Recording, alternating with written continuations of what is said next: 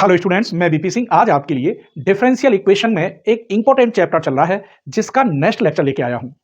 Chapter जो चल रहा है उसका नाम है linear partial differential equation with constant coefficient. लगभग इस चैप्टर से 10 से 15 नंबर का आता है।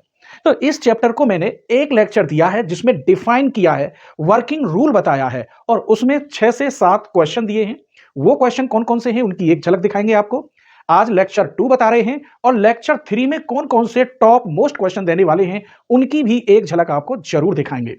तो लेक्चर 1 में आपको हमने वर्किंग रूल सब कुछ बताया है कि कैसे क्वेश्चन का जनरल सॉल्यूशन लिखा जाता है, यदि आरएचएस में फंक्शन हो एफ वाई में तो पर्टिकुलर इंटीग्रेशन कैसे निकालते हैं। तो प्लीज आप लेक्चर 1 जरूर देखें और लेक्चर 1 में क्वेश्चन कौन कौन से सॉल्व कराए थे वो देख लीजिए। लेक्चर 1 में फर्स्ट क्वेश्चन हमने ये सॉल्व कराया था, सेकंड क्वेश्चन ये बताया था, थर्ड क्वेश्चन ये, फोर्थ ये। इनमें आरएचएस में यहां 0 0 इधर माइनस ले जाएंगे तो यहां भी 0 आएगा। तो इन क्वेश्चनों में केवल जो जनरल सॉल्यूशन होगा वो कंप्लीमेंट्री फंक्शन ही होता है। अगर आरएचएस में ऐसे दे रखा हो तो यहां पर्टिकुलर इंटीग्रेशन भी निकालना होता है। ऐसा मैंने लेक्चर 1 में बहुत अच्छी तरह दिखाया है। तो 2 क्वेश्चन बताए थे जिसमें पीआई भी निकालनी थी और 4 क्वेश्चन थे जिनमें पीआई नहीं निकालनी थी। वर्किंग रूल भी बताया था। तो आप इनकी स्क्रीनशॉट देख लें या लेक्चर 1 जरूर देखें और लेक्चर 2 के लिए तैयार हो जाइए। स्क्रीनशॉट ले लीजिए। चलिए तो लेक्चर 2 में क्वेश्चन नंबर 1 देखते हैं। सॉल्व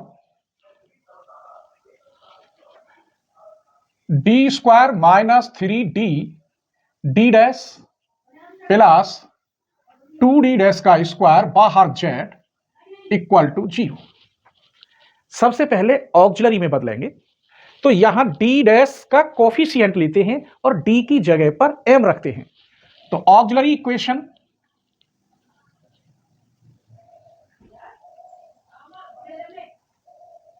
इसे हम AEV कह देते हैं। ऑक्सिलरी इक्वेशन को ये हो गया m स्क्वायर माइनस के इसकी जगह पर m इसका कोफिशिएंट प्लस 2 और किसके इक्वल रखते हैं 0 के, या ये समझ लीजिए डी डैश की जगह पर आप 1 रख देंगे। अब इसके आपको फैक्टर करने हैं तो फैक्टर हो गए m minus 1 m minus 2 equal to 0। यहां से m की वैल्यू 1 और यहां से 2। जब रूट डिफरेंट हो तो ऐसी कंडीशन में जनरल सॉल्यूशन आप कैसे लिखेंगे। जनरल सॉल्यूशन तो यहां z का फंक्शन है तो z equal to 5 y plus 1x तो 1 लिखते नहीं है प्लस 5 y प्लस 2x, ये 2 है तो यहां 2x, यही आंसर है। बस आप पर फैक्टर आने चाहिए। आइए क्वेश्चन नंबर 2 लेते हैं। Solve 2r plus 5s plus 2t equal to 0। तो 2r की जगह पे होता है d स्क्वायर z, s की जगह पर होता है d dash z plus 2t की जगह पे होता है d dash square z। Lecture 1 में सब डिटेल में मैंने बताया है। z कॉमन तो 2d square plus 5d dash plus 2d dash का स्क्वायर बाहर z इक्वल टू 0। ये क्वेश्चन मैंने ऐसा बना दिया। फिर वही कहानी ऑक्सिलरी इक्वेशन तो ऐसे भी लिख सकते हैं। यहां तो m होगा प्लस 5 यहां m और इसकी जगह पे 1 रख देते हैं, या d डैश का कोफिशिएंट लिख दो प्लस के 2 इक्वल टू 0। फैक्टर 2 2 जा 4 और 4 1 जा 4 और 1 5 तो 2m स्क्वायर, इसे तोड़ देंगे 4m plus m plus 2 equal to 0। यहां से क्या common 2m common, m plus 2 plus 1 common m plus 2 equal to 0। यहां 2m plus 1 m plus 2 equal to 0। यहां से m की वैल्यू हो गई -12 और यहां से हो गई -2। रूट्स यहां भी डिफरेंट है तो कैसे लिखेंगे general solution z equal 5 y minus 1 बटे 2x plus 5 y minus 2x। इस रेशनल नंबर को इंटीजर में बदलेंगे तो क्या करेंगे एलसीएम लेंगे 2y माइनस x। इसे ऐसे भी लिख सकते हैं 5 कितना हो गया 2y माइनस x। आप कहेंगे 2y माइनस x अपॉन 2 आएगा, वो जो 2 आएगा वो इस फंक्शन में चला जाता है, ठीक है। Plus 5 y minus 2x।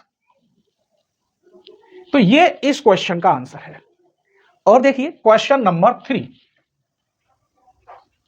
Solve d4 minus d-4 बाहर z इक्वल टू 0। वही कहानी ऑक्सिलरी इक्वेशन। तो ये ऑक्सिलरी इक्वेशन आप कैसे लिखेंगे? ये हो गया m4 और इसकी जगह पे 1 रखते हैं, या d' का कोफिशिएंट तो भी 1 आएगा माइनस का। फैक्टर करिए इसके m स्क्वायर प्लस 1 और m square minus 1 equal to 0। यहां से आएगा m स्क्वायर इक्वल माइनस 1, तो m इक्वल हो जाएगा i square. It follow that m की वैल्यू प्लस माइनस i। यहां से m स्क्वायर माइनस 1 इक्वल 0, तो m बराबर यहां प्लस माइनस 1। अब रूट कितने हो गए? 4 रूट, लेकिन चारों रूट डिफरेंट है। तो जनरल सॉल्यूशन कैसे लिखेंगे? जनरल सॉल्यूशन z इक्वल, पहले इसे लिख लीजिए, तो फाई 1 y प्लस का x, फाई 2 माइनस का x। अब इसे लिखिए फाई 3 प्लस की ix प्लस फाई 4 माइनस की ix। ये इसका आंसर हो गया। एक और क्वेश्चन देखते हैं, क्वेश्चन नंबर 4, dq d' का square plus d square d' का क्यूब बाहर z इक्वल टू 0। आपने ये देखा होगा कि ये सेकंड ऑर्डर में है तो रूट 2 आएंगे, यहां भी सेकंड ऑर्डर में है तो रूट 2 आए, यहां फोर्थ ऑर्डर में है तो रूट कितने आए? 4, 2 और 2। यहां फिफ्थ ऑर्डर में है 2 और 1 3, तो रूट 5 आएंगे। देखना ये क्वेश्चन बहुत ही मजेदार है।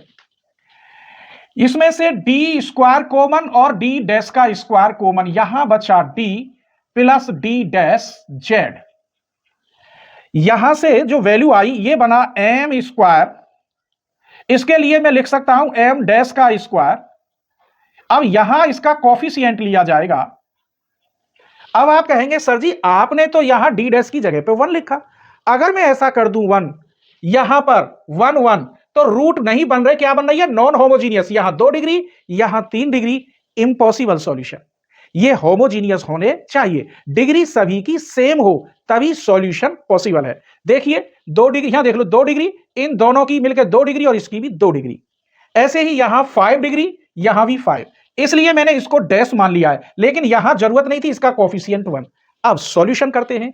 यहां से m की वैल्यू हुई 0 0 और यहां से m की वैल्यू हुई -1, लेकिन यहां से m डैश की वैल्यू हुई 0 0। अभी तक जो मैंने आंसर बताए वो इसकी वैल्यू बताई। सपोज करो यहां 0 होते या यहां 0 होता 1 की जगह पर, तो आप यहां 0 लिख देते और यहां 0 लिख देते। सपोज करो यहां 0 होता तो आप यहां 0 लिखते, तो क्या आता? फाई 2 y, यही आता।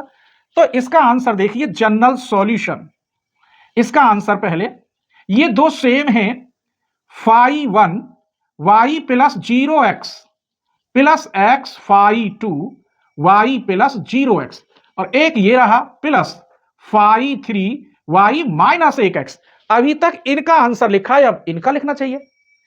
इसका आंसर कैसे लिखेंगे? जैसे कि ये होता तो यहां लिखते x माइनस 2y, जैसे यहां y है तो y की जगह पे क्या होगा? x होगा, तो 3 के बाद आएगा y फाई 4 और x प्लस 0y। इसके लिए यहां सेम है तो यहां y आएगा, फाई 5 x प्लस 0y, ऐसे। इसलिए ये 100% इंपॉर्टेंट है, और लेक्चर 3 में तो टॉप इंपॉर्टेंट जो टिपिकल क्वेश्चन होंगे वो दूंगा। दोबारा लिख दीजिए, तो z इक्वल, ये तो 0 हो गया, क्या बचा? Phi 1y plus x phi 2y, यहां फाई 3y माइनस x, ये 0 हो गया, phi 4x plus y phi 5x। इस क्वेश्चन का, इस वाले का ये कंप्लीट आंसर है। तो यहां तक ये कैसी लगी मेरे बच्चों? एक छोटा सा कमेंट करना, और अगर आप चाहते हैं कि ये डिफरेंशियल इक्वेशन कंप्लीट मिले तो प्लीज चैनल की मेंबरशिप ले लो, जिससे कि कोई भी लेक्चर आपसे छूटने ना पाए और आप कम से कम 98% मैथ में ले आए। क्योंकि मैं 3 राइटर की बुक लेता हूं और 95% तक क्वेश्चन देता हूं, इसीलिए कोई भी नहीं छूटेगा। बस आपके ऊपर डिपेंड है कि आप कितना मेहनत करते हैं। और हाँ, मेंबरशिप लें तो फुल कोर्स बीएससी एमएससी वाला लेवल लेना, उसी से सारी वीडियो ऊपर होती हैं, स्क्रीनशॉट ले लीजिए। चलिए तो क्वेश्चन नंबर 5 लेते हैं और इसमें हम पर्टिकुलर इंटीग्रेशन भी निकालेंगे। ऐसा क्यों? क्योंकि आरएचएस में कुछ दे रखा है, तब हमें पीआई भी निकालना होगा। अभी तक जो मैंने 4 क्वेश्चन आपको बताए थे उनमें आरएचएस में यहां 0 था, तो वो कंप्लीमेंट्री फंक्शन था जिसे सीएफ कहते हैं, और वही वहां जनरल सॉल्यूशन था। अब यहां कंप्लीमेंट्री फंक्शन अलग निकलेगा, पर्टिकुलर इंटीग्रेशन अलग निकलेगा, दोनों को एक साथ प्लस कर देंगे, तब वो कहलाएगा जनरल सॉल्यूशन। आइए सबसे पहले आप ऑक्सिलरी इक्वेशन ए ई लिखेंगे और ये हो जाता है एम स्क्वायर प्लस 3m इसका कॉफिशिएंट, और इसका कॉफिशिएंट 2 किसके इक्वल रखते हैं? 0 के। फैक्टर करेंगे m plus 1 m plus 2 equal to 0। m की वैल्यू यहां से -1 यहां से -2। तो कंप्लीमेंट्री फंक्शन यानी CF कैसे लिखेंगे? phi 1 y minus 1x plus phi 2 y minus 2x, ये हमारा कंप्लीमेंट्री फंक्शन। अब लिखेंगे पर्टिकुलर इंटीग्रेशन यानी पीआई। तो इस वाले को अपॉन में लिखते हैं ऐसे, d square plus 3 d dash plus 2d dash का square 6 into x plus y. यहां हमें 1 बनाना होगा, और 1 बनाने के लिए कांस्टेंट अगर होता है तो कांस्टेंट कॉमन लेते हैं, और कांस्टेंट नहीं होता तो d की पावर हाई टर्म वाला कॉमन लेते हैं। जैसे इसे कॉमन लूं यहां पर, तो ये आएगा डी स्क्वायर, यहां बचेगा 1, यहां 3d डैश अपॉन डी, यहां 2d डैश का स्क्वायर अपॉन डी स्क्वायर का inverse into 6 x plus y, 1 upon D square. खोलेंगे बाइनोमियल थ्योरम, ये पता होना चाहिए, 1 प्लस डी का इनवर्स तो ये होता है 1 minus D plus D square. अगर यहां माइनस डी हो और यहां -1 हो तो सभी प्लस के होते हैं। ये फॉर्मूला आता कैसे है? 1 प्लस एक्स की पावर n को अगर खोलें, 1 plus n x plus n minus 1 upon factorial 2 x square, ऐसे इसे खोल लेते हैं। अब इसे खोलेंगे 1 तो ये पूरा d समझ लीजिए, तो माइनस डी की जगह पर 3d dash upon d plus 2d dash का square upon D square, minus आएगा क्योंकि यहां माइनस है तो टोटल माइनस। आगे नहीं खोलेंगे क्योंकि यहां सिंगल डिग्री है, एक डिग्री या पावर कह दीजिए, तो एक ही बार खोलते हैं केवल डी तक, डी की जगह पर ये पूरा रख दोगे तो माइनस। अब इसकी इसमें मल्टीप्लाई करते हैं, इसमें मल्टीप्लाई करेंगे 6x plus y minus 3 upon D, पहले इसका डिफरेंशियल, इंटीग्रेशन बाद में करेंगे। x का हो गया 0, इसका 1, क्या बचा? मात्र 6, और 2 बार करते तो 0। यहां 1 upon D square 6x plus 6y, इसका इंटीग्रेशन, क्योंकि 1 अपॉन डी, यहां देखिए d मीन्स होता है डिफरेंशियल और 1 अपॉन डी मीन्स होता है इंटीग्रेशन। तो इसका x हो गया तो 6 3 जा 18x, यहां कितना बचा? 1 upon D square 6y minus के 12x बचा। अब इसका 2 बार इंटीग्रेशन करेंगे, यहां जगह है यही कर देते हैं, 1d तो बाहर ले लिया, इसका एक बार इंटीग्रेशन x के रेस्पेक्ट तो 6xy, इसका x के रेस्पेक्ट करोगे तो 12x स्क्वायर अपॉन 2। इसका अभी 1d बचा है तो एक बार इंटीग्रेशन और करना है, तो 6x square upon 2y minus 12x Q upon 6, इससे ये कट गया 3x स्क्वायर y, इससे कट गया 2x क्यू। ये आपका निकला पर्टिकुलर इंटीग्रेशन यानी पीआई। तो z बराबर क्या होता है? CF plus pi. तो यहां z बराबर CF क्या निकला है आपका? ये रहा phi 1 y minus x plus phi 2 y minus 2x plus pi कितना निकला है? 3x square y minus 2x Q. यही आपका कंप्लीट सॉल्यूशन है। क्लियर? चलिए तो क्वेश्चन नंबर 6 देखते हैं। Question number 6, del square z upon del x square del square z upon del y square equal to x minus y. इसे हम ऐसे भी लिख सकते हैं मेरे बच्चों, d square z minus d dash का square z x minus y. अब इसको कैसे लिख सकते हैं? D square minus d dash का स्क्वायर बाहर z equal to x minus y. तो ये ऐसे भी आ सकता है और ऐसे भी आ सकता है। सबसे पहले आपको क्या निकालना होगा, CF। तो उसके लिए ऑक्सिलरी इक्वेशन ये होता है m स्क्वायर, और इसकी जगह पे 1 रख देते हैं तो 0। m की वैल्यू अभी निकाली थी +-1, तो कंप्लीमेंट्री फंक्शन यानी CF क्या होगा, phi1 y + x + phi2 y - x। अब हमको निकालना होगा PI यानी पार्टिकुलर इंटीग्रेशन। तो इसी वाले को, d वाले को ऐसे लिखते हैं, यहां d² - d' और x - y, जैसे ये लिखा है इसी तरीका से होगा। यहां d² कॉमन लेंगे तो 1/d², इसकी जगह पे 1, यहां d'² ऊपर ले गए इनवर्स x - y। अब यहां भी माइनस है और यहां भी माइनस है तो प्लस आएगा। क्लियर?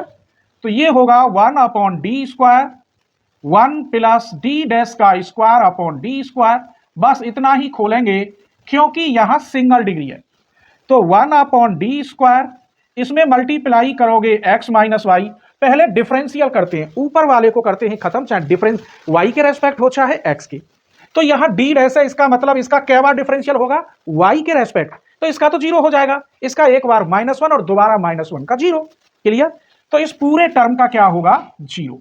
अब इसका हमें इंटीग्रेशन करना है 2 बार विद रेस्पेक्ट टू x। एक d बचा ली, एक d से इसका इंटीग्रेशन x²/2, इसका इंटीग्रेशन x × y। अब इसका दोबारा इंटीग्रेशन करेंगे x³/6 -x²/2y, ये आपका हो गया py, पार्टिकुलर इंटीग्रेशन। अब जनरल सॉल्यूशन होता है z = CF + PI, यानी CF कहां है आपका, ये रहा phi1 y + x + phi2 y - x plus के PI x³/6 -x²/2y। तो इस लेक्चर में ये 6 क्वेश्चन आपको कैसे लगे, एक छोटा सा कमेंट करना। और लेक्चर 3 में हम कौन कौन से क्वेश्चन देने वाले हैं उनकी एक झलक आप जरूर देख लीजिए, स्क्रीनशॉट ले लीजिए। तो लेक्चर 3 में हमने आपको टॉप 10 क्वेश्चन दिए हैं, रिलेटिव लेक्चर 1 से ही होंगे। लेक्चर 1 आपको जरूर देखना होगा। इसमें हमने 6 क्वेश्चन, यहां तक 5 क्वेश्चन दिए हैं जिनमें आपको केवल पार्टिकुलर कंप्लीमेंट्री फंक्शन निकालना होगा क्योंकि RHS में 0 है। लेकिन 5 क्वेश्चन हमने ऐसे दिए हैं ये कि इनमें आपको पार्टिकुलर इंटीग्रेशन यानी PI भी निकालना होगा। लेक्चर 1, लेक्चर 2 और लेक्चर 3 तीनों लेक्चर से 100% 1 या 2 क्वेश्चन आएंगे, गारंटेड। स्क्रीनशॉट ले लीजिए।